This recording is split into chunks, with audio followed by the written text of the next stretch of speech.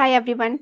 നമുക്കിത് post dengue syndrome എന്താണെന്ന് നോക്കാം. ഡെങ്കിപ്പനിക്ക് ശേഷം വരുന്ന ചില ഗ്രൂപ്പ് ഓഫ് അസുഖങ്ങളെയാണ് അല്ലെങ്കിൽ ലക്ഷണങ്ങളെയാണ് നമ്മൾ പോസ്റ്റ് ഡെങ്കു സിൻഡ്രോം എന്ന് പറയുന്നത്. അതിൽ ഏറ്റവും പ്രധാനം ക്ഷീണമാണ്, അമിതമായ ക്ഷീണം.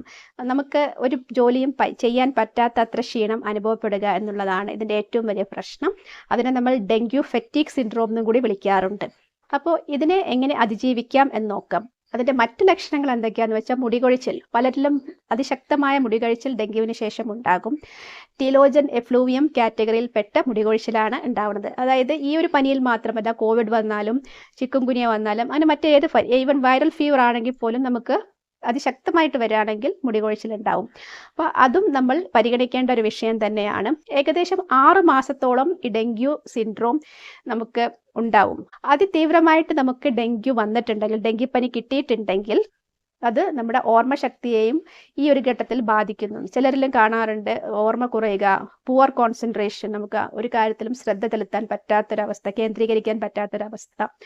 അപ്പോൾ മെമ്മറിയെ ബാധിക്കാം. അതൊക്കെ കോഗ്നിറ്റീവ് ഡിക്ലൈൻ എന്നാണ് അതിന് പറയുക. ഒരു കോഗ്നിറ്റീവ് ഇമ്പയർമെൻ്റ് ഉണ്ടാവുക, നമ്മുടെ ബ്രെയിനിൻ്റെ ഫംഗ്ഷനെ ബാധിക്കും. പിന്നെ സർക്കുലേറ്ററി ഷോക്ക് അഥവാ ബ്ലീഡിംഗ് ഒക്കെ വന്നിട്ടുള്ള ആൾക്കാരാണെങ്കിലും ഒരുപാട് പ്രശ്നങ്ങൾ ബോഡിക്ക് ഉണ്ടാവാം. അതിലേറ്റവും കൂടുതൽ നമുക്ക് അമിതമായ ക്ഷീണം അനുഭവപ്പെടുക, ചിലർക്ക് കിഡ്നിയുടെ മുകളിൽ സ്ട്രെയിൻ വരാം ഈ ഒരു പ്രശ്നം കൊണ്ട്, ഷോക്ക് വന്നിട്ടുണ്ടെങ്കിൽ. അതായത് ബ്ലീഡിംഗ് ഉള്ള ഡെങ്കിയാണ് വന്നിട്ടുള്ളതെങ്കിൽ അത് കുറച്ചും കൂടെ റെസിഡ്യുവൽ സിംറ്റംസ് ഉണ്ടാക്കും. അതായത് അതിനുശേഷവും നമുക്ക് ഒരുപാട് പ്രശ്നങ്ങൾ കിഡ്നി ഫങ്ഷൻസിലൊക്കെ വരാം. പക്ഷേ ഡെങ്കു സിൻഡ്രോം ജനറലി എല്ലാവരിലും ഇതുപോലെയല്ല. മിക്കവാറും ആളുകൾ വളരെ പെട്ടെന്ന് തന്നെ റിക്കവർ ആവാറുണ്ട്.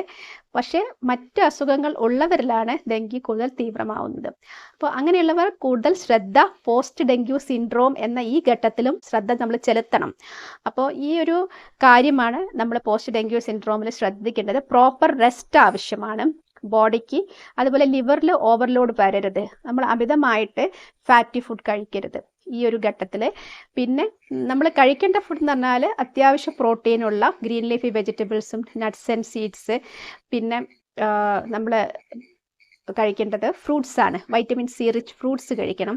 അത് ആൻറ്റി ഓക്സിഡൻറ്റ് റിച്ച് ആയിട്ടുള്ള ഫ്രൂട്ട്സ് കഴിക്കാം. അതെല്ലാം മിതമായ എമൗണ്ടിൽ കഴിച്ച് പതുക്കെ റിക്കവർ ആവാനാണ് ശ്രമിക്കേണ്ടത്. പെട്ടെന്ന് തന്നെ നമ്മുടെ ബോഡിക്ക് ഈ എല്ലാ പോഷകങ്ങളും കൂടെ ഒരുമിച്ച് കൊടുത്ത് കൂടുതൽ ഭക്ഷണം എടുത്ത് അങ്ങനെ ചെയ്യരുത്.